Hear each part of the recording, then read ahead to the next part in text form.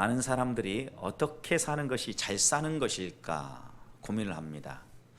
그런데 잘 사는 것은 또 잘 죽는 것과 연결되어 있다고 합니다. 잘 살아서 하루하루 우리가 건강하게 살아가면 이 세상을 떠날 때도 잘 떠날 수 있다는 거죠. 그런 점에서 많은 사람이 이야기하는 이 웰비잉의 문제는 웰다잉과 뗄래야 뗄 수 없는 관계에 있습니다. 사랑하는 성도 여러분, 지난 3일 동안 잘 사셨습니까? 잘 사셨습니까? 그러면 맞아요, 잘 살았어요. 이렇게 많은 분들이 대답을 하십니다. 그런데 어떻게 사셨습니까? 라고 이렇게 다시 또 물으면 그 다음부터는 고민하기 시작합니다. 내가 잘 살긴 잘 산 것 같은데 어떻게 살았지? 이렇게 이제 고민을 하거든요.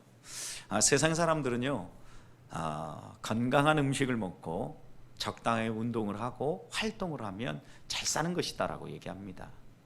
그리고 우리가 살아가는 이 세상에 수많은 일들 때문에 스트레스를 받고 또 여러 가지 고민들을 많이 하게 되는데, 그 스트레스 때문에 마음 끓이지 아니하고 스트레스가 올 때 긍정적으로 생각하면서 잘 풀고 이 문제들을 잘 넘어가면 잘 살았다, 이렇게 이야기를 합니다.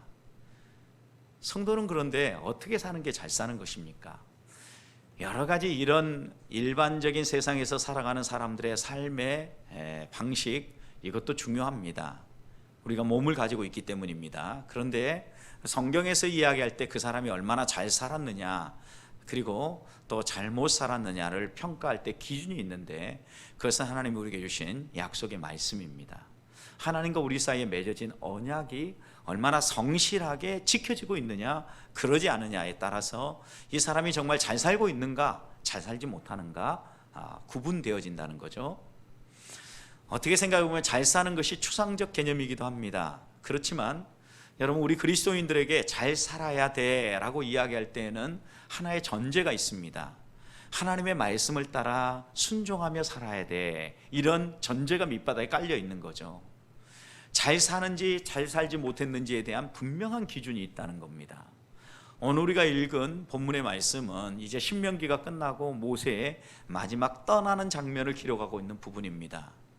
우리는 이 본문을 보면서 과연 모세는 지난 삶을 어떻게 살았을까 다시 한번 돌아보고, 모세의 삶은 분명히 하나님 보시기에 잘 사는 삶이었을 텐데 어떻게 살았길래 모세는 마지막 떠나는 순간에도 우리들이 부러워할 만한 그런 모습을 가지고 하나님 품에 안기고 있을까, 이런 질문을 던지게 되는 거죠. 왜 모세의 마지막 떠나는 모습이 여러분 우리의 보기에 정말 건강하게 이 세상을 떠난 것이라고 말할 수 있을까요, 여러분? 하나님이 모세에게 사명을 주실 때에는 이스라엘 백성을 데리고 가나안 땅까지 들어가는 것이었지만, 도중에 그의 문제가 있어서 결국 하나님의 뜻을 따라서 그는 가나안 땅에 들어가지 못하고 가나안 땅을 바라보면서 모압 땅에서, 느보 산에서 하나님의 부름을 받지 않습니까? 여러분, 이런 장면들을 통해서 우리가 평범한 죽음 같지만 모세의 이 세상을 떠나는 뒷모습을 기록하고 있는 부분들을 보면 그가 정말 복된 삶을 살고 잘 세상살이를 마무리하고 떠나가는구나 라고 고백할 수밖에 없는 부분들이 많이 있어요.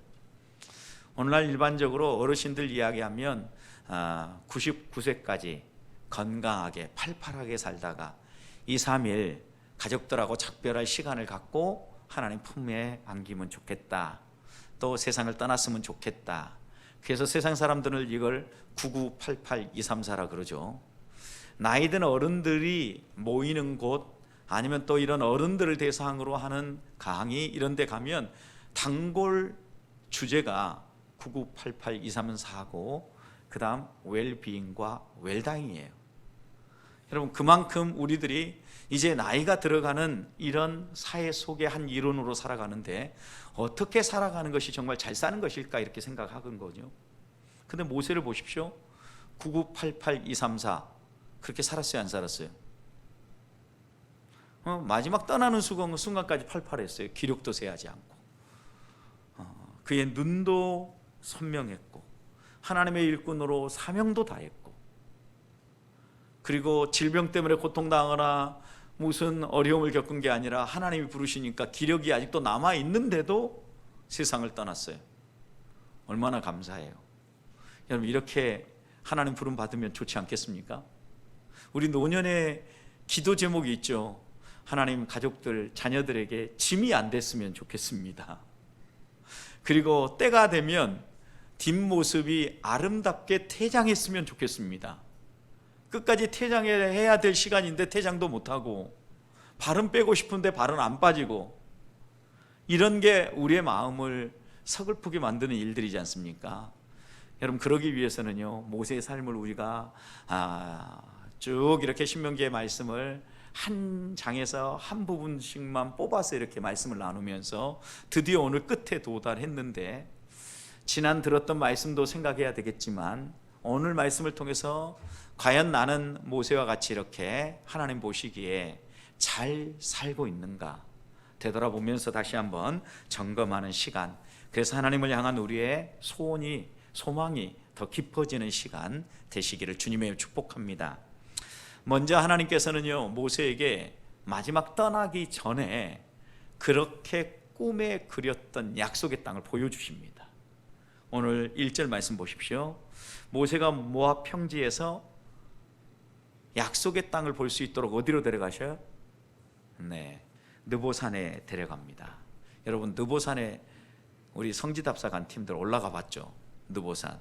느보산에서 여리고, 그리고 그 너머에 있는 요단강 건너편의 약속의 땅 내다 보셨죠? 느낌이 어떠했습니까? 별 느낌이 없었습니다, 이렇게 생각할 수 있습니다. 그런데 여러분, 모세는요, 출애굽부터 시작해서 광야의 40년 한 가지 부름을 받고 그가 지도자로 섰잖아요. 어떤 부름입니까? 이 백성을 약속의 땅으로 인도해 내라는 거죠. 결국 모세는 이 가나안 땅으로 이스라엘 백성을 이끌어가는데 하나님의 도우심과 하나님의 인도하심을 따라 이 백성을 그리로 인도하기 위해서 그가 이제껏 달려왔어요. 그런데 정작 본인은 들어갈 수 없는 상황이에요. 얼마나 아쉬움이 많이 남아 있었겠습니까? 하나님께서 이렇게 오늘 1절부터 3절이 그 장면인데요, 보여주실 때 만감이 교차했을 거예요. 야, 눈에 그리고 하나님 품으로 올라가는구나. 또 이럴 수도 있었을 것 같아요. 저기 들어가서 이 말 안 듣는 이스라엘 백성하고 지지고 볶고 고통하는 것보다 이제 내 임무는 다 끝났으니까 빨리 여기서 하나님 품에 안겼으면 더 좋겠다. 가끔 그런 생각 들죠, 여러분? 어떻게 내가 지나왔던 삶을 돌이키느냐에 따라서 완전히 생각이 달라질 수 있어요. 그렇지만 모세는 분명히 이 하나님이 보여주시는 약속의 땅을 보면서 하나님이 정말 약속하신 대로 저 땅이 젖과 꿀이 흐르는 땅이라는 것 또다시 확인했을 거예요. 예전에 모세가 하나님의 약속의 땅을 바라봤던 곳이 하나 있었죠. 가데스 바네아. 남쪽 아래쪽이죠. 남쪽 아래쪽.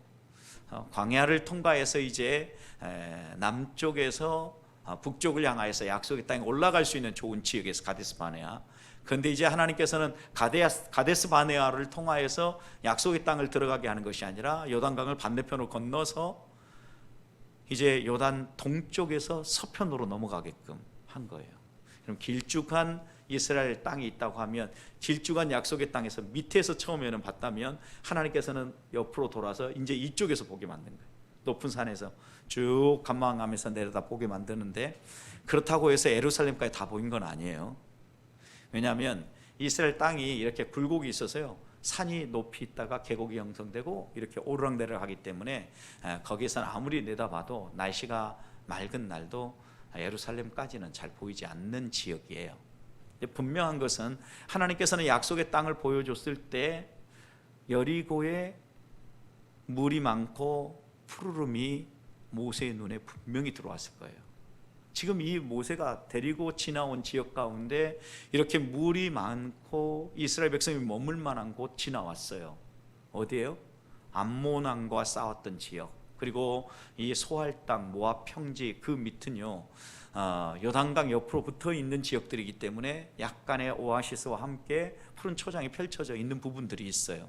그런데 그 밑으로 해서 이 느보산에서 건너편까지 쭉 내려다 봤을 때 지금도 내다보면 이스라엘 쪽은 야, 저 땅은 정말 복받은 땅 같아. 이 요르단에서 보면 그런 막 느낌이 팍팍 들거든요.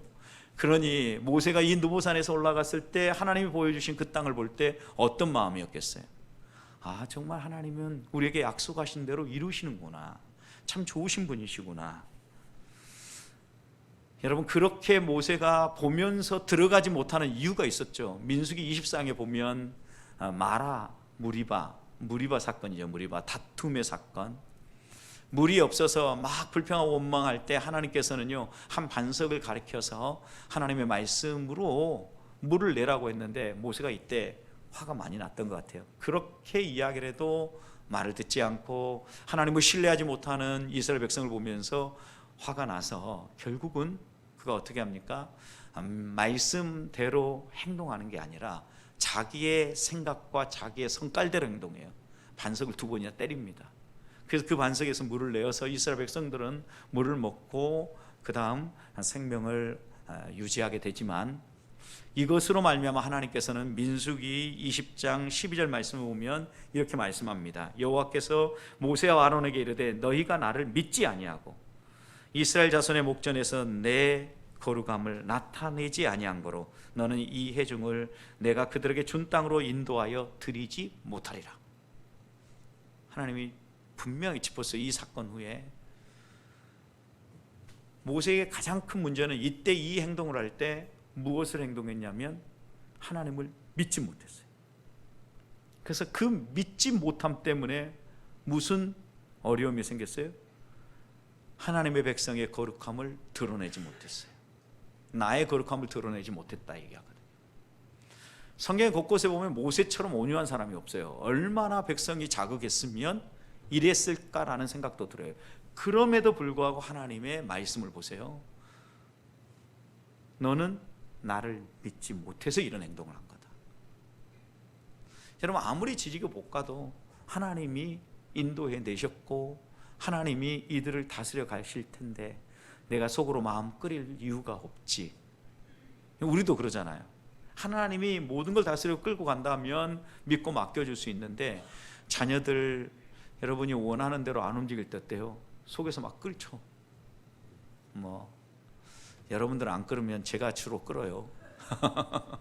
이제 막 이렇게 끓어오를 때 우리의 마음속에 어떤 생각이 있냐면 하나님이 하신다라는 믿음이 생기면 이 끓어오르는 것이요 서서히 식어 내려가요. 이렇게 온도가 막 올라가다가 온도가 막 내려가는 걸 느껴지거든요. 왜? 내가 이렇게 끓어가지고 내가 얘기해도 해결되지 않는다는 걸 알기 때문에. 그런데 하나님께 맡겨놓고 하나님이 한 번만 만져주면 이 아이가 달라질 수 있다는 거 분명히 알잖아요.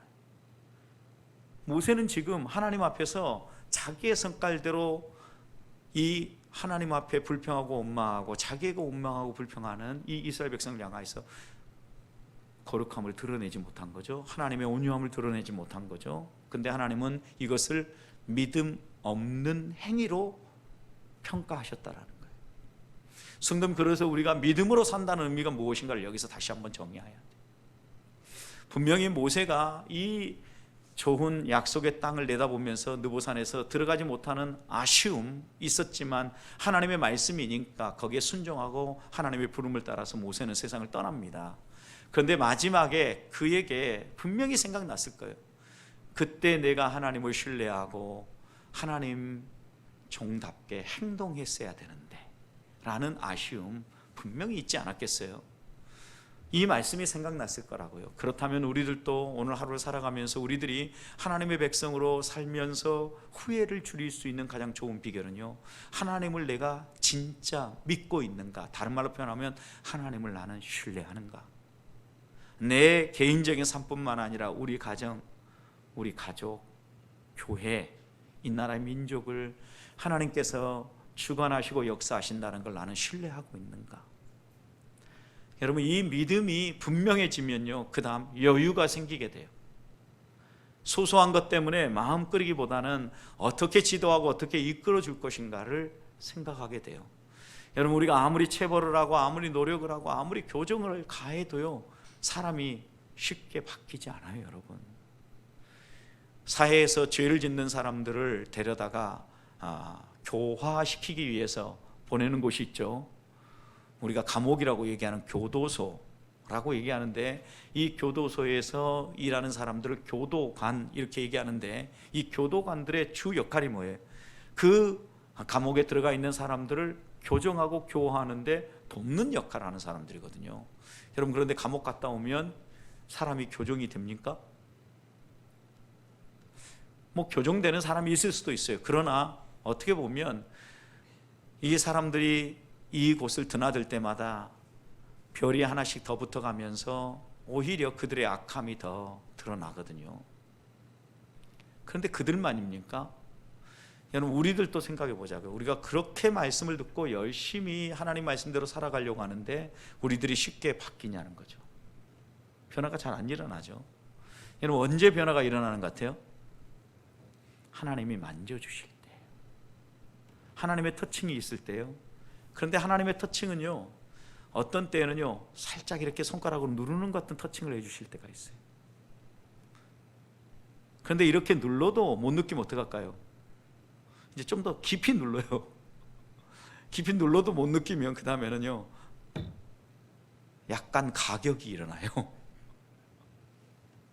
우리가 흔히 그렇게 얘기하죠. 그러니까 하나님은요 정말 점진적이면서도 사랑의 하나님이고 자비의 하나님이기 때문에 우리를 처음부터 강력하게 몰아세우지 않아요. 아주 부드럽게 터칭을 하면서 깨우쳐 주셔요. 모세가 하나님의 부름을 받을 때 생각해 보십시오. 지금 마지막이니까 그가 얼마나 하나님 앞에서 내가 일할 적임자가 못 된다고 빼고 또 뺐습니까? 그때마다 하나님이 하나씩 설득하잖아요. 여러분, 이때 화내고 반석을 때렸을 때도 하나님이 설득했어야 되는데 이제 지금은 이런 설득 단계가 아니에요. 살짝 터칭할 단계가 아니라고요. 딱 선을 그어서 하나님께서 너가 사명을 주었음에도 불구하고 끝까지 이렇게 행동함으로 너의 이 모습 때문에 결국은 사명의 범위를 좀 더 줄인다, 이렇게 말씀한 거죠. 이건 구원의 문제는 아니에요. 여러분, 구원 못 받는다 이 얘기는 아니에요. 구원은 받았어요. 그러나 이 문제와 관련해서 하나님께서 주신 그 사명의 영역을 좁히신 거예요. 그럼 우리를 또 하나님이 우리에게 말씀하시는데 우리의 생활 가운데 하나님이 말씀하시는 부분을 더 쉽게 표현하면 예민하게 또 섬세하게 느끼며 경험하며 반응하며 주와 동행하면 하나님을 훨씬 더 기쁨 가운데 행복하게 믿고 따를 수 있어요. 그런데 하나님이 아무리 터칭을 해도 반응을 안 보이잖아요. 그럼 느낄 때까지 하나님이 찾아오시거든요. 갈수록 강도를 높여가면서. 그래서 흔히 이런 얘기 하죠. 얻어맞고 믿을래, 정말로 할 때 믿을래. 여러분, 제가 그렇게 말씀은 여러분 드리는 건 아닙니다. 그런데 어떻게 보면 이 말이 그런 이야기예요. 하나님께서는 우리에게 한 발 한 발 다가오면서 계속 얘기하면서 우리를 깨닫고 하나님 품 안에서 하나님 말씀대로 살아가길 원하는 거예요. 우리를 또 모세처럼 하나님이 보여주시는 이 약속의 영역, 하나님이 내게 주신 사명의 영역 다 완수하고 하나님 품에 안기는데 혹시 하나님이 처음 내게 주셨던 이 사명의 영역이 다 이루어지고 하나님의 거룩함과 내 삶 가운데 하나님의 백성의 삶이 사라졌는가 되돌아보게 될 거예요. 왜? 하나님이 모세를 데려가기 전에 보여주잖아요. 우리들에게도 이런 것이 주마등처럼 지나갈 때가 올 거란 말이에요. 그래서 나이가 들어서 세상을 떠나기 전에 여러 사람들의 마지막 후회되는 이야기들 쭉 모아보면 대부분의 사람들의 고백이 뭔지 아세요, 여러분? 좀 더 사랑할 것, 좀 더 내가 그들과 시간을 함께 할 걸. 계속해서 이런 아쉬움들이 더 많아요. 그래서 우리들이 하나님 앞에서 다시 한번 생각해야 될 것은 이런 후회가 많은 인생의 마무리가 아니라 하나님 앞에 기쁨으로 부를 때 감사하며 품에 안길 수 있도록 지금 이 땅에서 살아가는 동안 하나님의 작은 손길에도 섬세하고 예민하게 반응하는 성도들이 되시기를 주님의 이름으로 축복합니다. 두 번째입니다. 7절 말씀을 보십시오. 모세는 하나님이 부를 때 큰 복을 받고 하나님 품에 안깁니다. 그 나이가 몇 세였어요? 120살이었습니다. 그런데 거기에다가 눈도 흐리지 않았습니다. 기력도 쇠하지 않았습니다. 정말 떠나기 아까웠을 나이입니다. 아깝다라고 얘기하는 때죠. 여러분, 모세의 시편이라고 이야기하는 시편 90편 보면 그 당시에 사람들이 일반적으로 얼마나 살았을까에 대해서 알 수 있어요. 모세가 지은 노래니까. 시편 90편 10절 말씀을 보면 우리의 연수가 70이요 그랬어요. 일반적인 그 당시의 평균 나이는 70인 거죠. 우리의 연수가 70이요, 강건하면 80이라도 그랬어요. 그래도 지나놓고 보니까 우리의 자랑은 수고와 슬픔뿐이다. 우리의 날이 신속하게 정말 지나간다. 이렇게 고백했거든요. 여러분, 모세가 이 노래를 썼는데 그는 몇 살 살았어요? 120살. 우와, 3분의 1을 더 살았어요. 아니, 2분의 1을. 왜냐하면 80세라고 놓고 강건해서 80세 살아냈는데 80세에 120세를 살았단 말이에요. 그럼 2분의 1을 더 살았잖아요, 다른 사람보다. 얼마나 복을 받았어요. 이건 보통의 장수의 복이 아니죠. 하나님이 주신 놀라운 장수의 복을 모세가 누렸다는 걸 알 수 있고, 장수의 복을 누리면서 전전긍긍하며 산 게 아니라 하나님의 사명을 완수할 수 있도록 부름받을 때까지 시력이 흐려지지 않았어요. 여러분, 50이 넘기 시작하면서, 아니 40대에도 와요. 흐리기 시작하죠. 잘 안 보여. 70, 그럼 어때요? 뭐 적당히 보고 살지 뭐, 이렇게 생각하시는 분이 많아요. 왜냐하면 너무 잘 보려고 하면 그때부터 머리가 아프거든요. 저도 슬슬 안 보이는데 책을 볼 때 잘 안 보이니까 좀 더 잘 보이려고 다른 것을 조치를 취하잖아요. 그럼 책을 오래 못 봐요. 눈이 시리고 머리가 아프니까. 왜냐하면 좀 덜 보인 채로 봐야 되는데 좀 잘 보려고 하니까 눈이 훨씬 더 혹사를 당하고 고통을 겪는 거예요. 여러분, 그런데 보세요. 모세는 마지막 하나님 부를 때까지도 그렇게 시력이 쇠하지 않았어요. 여러분, 계단 올라오시기 어려우니까 엘리베이터 타고 오시니까 너무 좋으시죠? 그런데 여러분, 계단을 외양간에서 나온 송아지처럼 뛰어 올라오는 힘을 가지고 있다고 생각해 봐요. 얼마나 큰 복이겠어요. 다시 말하면 이 복은요, 건강의 복이 있었다는 거거든요. 모세는 하나님께서 주신 사명을 안수하고 하나님 품에 안길 때 건강했다라고 생각하면 우리도 잘 살아야 되겠다. 우리도 모세와 같은 기질이 있잖아요. 열받으면 한 번씩 성깔도 부리고 내가 하고 싶은 대로 하는데, 여러분, 그것 때문에 우리의 사명의 영역이 좀 더 줄어들 수는 있어요. 그러나 이런 중에도 하나님이 내게 정말 원하는 게 무엇일까를 고민하며 한 발 한 발 하나님의 말씀을 따라 걸어가다 보면요, 나도 모르는 사이에 하나님의 말씀대로 따라 살아가는 삶이 하나 둘씩 살아나게 되고, 성경에서 이야기하는 잘 사는 삶이 우리 안에 되어지는 거예요. 그러면 모세처럼 하나님의 부름을 받을 수 있다는 사실을 기억하셔야 합니다. 그렇게 모세가 120세가 되도록 눈도 흐리지 않고, 그 다음에 기력이 쇠하지 않도록 뭐 영양제를 많이 먹었습니까? 아니면 운동을 많이 했습니까? 제가 이 말씀을 준비하면서 모세가 정말 운동을 많이 했을까 생각해 보니까 운동 많이 했겠더라고요. 광야에서 이스라엘 백성들 데리고 왔다 갔다 얼마나 해요. 저도 성지답사 갔을 때 하루에 평균 15,000보에서 어느 날은 막 25,000보 이렇게 걸었더니요, 가인 동안 몸이 좀 힘들긴 했는데 건강에 나타나는 수치들은 전부 다 건강하게 나와요. 그렇게 생각해 보니까 모세가 이거 광야에서 이스라엘 백성들 데리고 열심히 다녀서 건강했나? 이런 생각이 살짝 들었어요. 그런데 인간의 노력으로 얻을 수 있는 건강이 아니잖아요. 120세가 되었는데도. 하나님의 은혜죠. 하나님의 선물이죠. 여러분, 하나님이 하나님의 말씀대로 하나님의 뜻을 이루기 위해서 헌신하며 살아가는 사람에게는 꼭 이런 복을 주셔요. 믿어야 돼요, 우리가. 그러면서 하나님께서 우리도 이렇게 살아갈 수 있도록 해야 되는데, 모세는요, 더 복이 있는 게 뭐냐면 떠나갈 때 이렇게 건강하고 정정했기 때문에요, 자기의 후계자, 자기의 자리를 잘 위임하고 떠나요. 오늘 말씀 9절을 보세요. 우리가 읽진 않았는데, 모세가 눈의 아들 여호수아에게 안수하였으므로 그에게 무엇이 충만해요? 지혜의 영이 충만했다는 거예요. 여러분, 하나님의 사람으로 모세가 부름받을 때까지 쓰임받았고, 모세가 손을 얹고 기도할 때 모세에게서 지혜의 영이 나왔겠어요? 하나님이 부어주신 거죠. 그러면 모세가 떠날 때까지도 하나님과 동행하는 삶, 하나님의 은혜를 갈망하고 하나님이 베풀어 주시는 이런 삶을 놓치지 않았다는 거예요. 하나님과의 관계가 친밀했다는 거예요, 끝까지. 그러니 모세가 손을 얹어서 여호수아에게 기도했을 때, 안수했을 때 여호수아에게 지혜의 영이 충만하게 임한 것이 느껴졌다는 거죠. 여러분, 얼마나 복이 있어요. 여러분, 또 누구에게 손을 얹고 떠나시겠습니까? 족장시대의 예를 보면요, 우리가 떠날 때 손을 얹고 축복하고 떠날 수 있는 대상이 있어요. 누굴까요? 자녀들이에요. 자녀들. 야곱 다 떠날 때마다 아브라함, 이삭, 야곱 자녀를 축복하잖아요. 여러분, 그런데 여러분들이요, 마지막 떠날 때 하나님 이렇게 자녀를 축복하고 하나님 평안한 가운데 부름받을 수 있도록 해주십시오. 이게 우리의 꿈이에요. 꿈.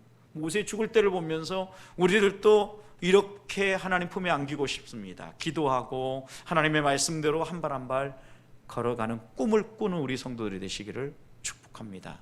마지막입니다. 사랑을 많이 받았어요. 모세는 떠날 때에도. 8절 보십시오.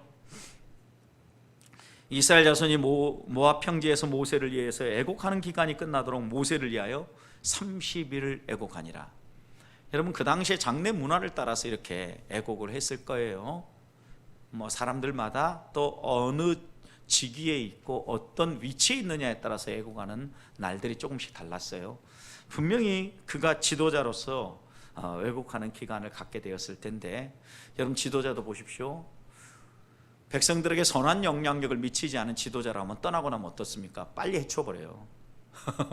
끝나요, 그것으로. 그런데 모세는요, 이렇게 30일 동안 백성들이 애곡했어요. 그리고 난 다음에 그 이후에 모세 이후 후기를 기록하고 있는 말씀을 보자고요. 9절 이후에 모세가 세상 떠나고 나서 아마도 이 뒷부분은 또 다른 사람, 창세기, 출애굽기, 레위기, 민수기, 신명기는 모세가 썼다고 그러잖아요. 모세 글이니까. 그런데 이 10절부터는 모세가 죽은 이후에 모세가 쓸 수는 없잖아요. 하나님이 감동을 해서 분명히 이 부분을 하나님이 쓰게 해서 우리가 가지고 있는 성경 같은 본문을 갖게 했을 텐데, 10절 보십시오. 그 후에는 이스라엘에 모세와 같은 선지자가 일어나지 못했다. 야, 모세와 같은 지도자가 없었다. 유일무이한 지도자였다. 인정해 주는 거죠. 여러분, 우리가 가는데 엄마 같은 분은 없었어. 아빠 같은 분은 없었어. 야, 우리 엄마 같은 사람 세고 셌어. 우리 아빠 같은 사람은 정말 많아. 완전히 느낌이 달리죠, 여러분. 여러분이 떠나갈 때 어떤 말을 듣고 싶냐는 거죠. 하나님 앞에서 우리가 어떻게 살아야 될 건가를 여기서 결정하는 거예요. 또 그 다음 두 번째 보세요. 이어서 10절 말씀 보면 모세는 여호와께서 어떻게 아시던 자요? 대면하여 아시던 자요. 모세가 직접 얘기한 것이 아니라 저 모세를 알고 있는 사람이 모세에 대해서 표현하면서 모세는 항상 하나님과 대면하여서 하나님을 알고 하나님과 친밀한 관계를 유지하며 살았던 사람이다. 이렇게 얘기하고 있는 거죠. 여러분, 여러분이 마지막 떠나가는데 여러분이 떠나갈 때 장례식에 와가지고 아이고 잘 죽었다, 잘 죽었어, 이런 사람이 아니라 참 저 사람 아깝다라고 얘기하면서 저 사람은 정말 하나님께 쓰임받았고 하나님 사랑도 많이 받았고 우리들에게 정말 이런 좋은 영향력을 미쳤던 사람인데, 이렇게 얘기하는 마지막 뒷모습인 거죠. 여러분, 떠나고 난 뒷자리가 어떻게 느껴지겠는가? 야, 저 사람은 하나님과 대면해서 알던 사람이야. 정말 우리에게 하나님의 뜻을 바로 가르치고 하나님께 직접 받고 배워서 우리에게 교훈했던 사람이야. 이렇게 얘기하는 거죠. 한 가지가 더 있어요. 12절 보십시오. 11절 12절이 연계되어지는데 11절과 12절 보면 그런 얘기죠. 우리들 앞에서 하나님의 뜻을 따라서 큰 이적을 행하던 사람이다. 여러분, 모세에게는요, 이적이 일상이었어요. 일상. 그렇잖아요. 생애 한 번만 일어난 사건이 아니에요. 이스라엘 백성을 데리고 나오면서 홍해 만나기 전에 애굽에서 나올 때부터 기적을 체험하고 나오잖아요. 모세가 걸어가는 길 봐봐요, 여러분. 일상의 기적이에요. 성도의 삶이 뭐예요? 기적과 같은 삶이에요. 우리의 삶이요, 하나님의 말씀 붙잡고 하나님의 말씀대로 순종하며 살면요, 일상이 기적이 된다니까요. 근데 우리는 가끔 필요할 때만 하나님이 기적을 이루어주기로 해요. 어떤 때? 지금 다급해. 누군가가 아파가지고 인간의 방법으로는 도저히 치료가 안 돼. 간절히 기도하고 기적을 바래. 여러분, 그러면 그것이 잘 응답됩니까? 쉽게 응답이 안 되지 않습니까? 일상이 기적인 사람과 기적을 한 번도 체험 안 하다가 어느 때 한번 갑자기 기적을 막 이뤄달라고 얘기하는데 이게 쉽게 잘 안 이루어지는 거죠. 일상이 기적인 삶은요, 그 사람이 살아가는 동안 기적은요, 하나님이 하시는 거기 때문에 하나님 손에 맡겨놓고요, 하나님 바라보기만 하면 하나님이 필요하고 하나님이 정말 지금 이 시간에 이 일이 필요하다고 판단하면 주시는 거잖아요. 주시는 거. 이게 기적을 일상처럼 맛보며 살아가는 삶이에요. 모세가 바로 그렇게 살아가는 거예요. 이렇게 위대한 지도자 모세였음에도 불구하고요, 모세는 떠난 후에요, 자기 이름을 남기지 않습니다. 뭘 보면 아냐면 5절 보십시오. 이에 여호와의 종 모세가 여호와의 말씀대로 모압 땅에서 죽어 6절 벳부올 맞은편 모압 땅에 있는 골짜기에 장사되었고 오늘까지 그의 묻힌 곳을 아는 자가 있다 없다? 네. 이 모세의 오병이 쓰여져서 사람들에게 전달되어지는 그때까지도 모세가 어디에 묻혔는지 아는 사람이 없고 그의 무덤이 확인되지 않았다라는 거죠. 하나님께서요, 그의 무덤이 있었다고 하면 이스라엘 백성에게 난리 났을 거예요, 아마. 여러분, 성지 갈 때마다 느껴지잖아요. 누구의 묘가 있으면 어떻습니까?